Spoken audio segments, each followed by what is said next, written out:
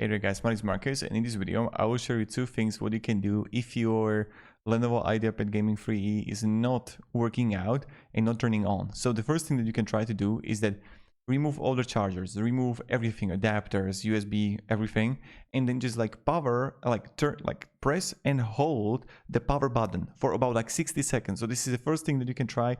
Just press it and hold it for 60 seconds.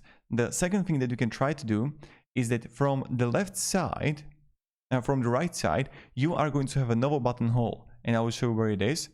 It's right here between the power light and combo audio jack, and there what you want to do, you just want to press it, and you're going to reset the laptop, and you're going to get to the menu of Lenovo, to the Lenovo button. So what you want to do is just take a needle, or take when you're opening like a phone where you're going to insert SIM card, that small thing, and you just want to press the reset, and maybe it's going to work out. So let me down in the comments if one of these things actually helped you. Thank you very much for watching, and have a great day, and goodbye.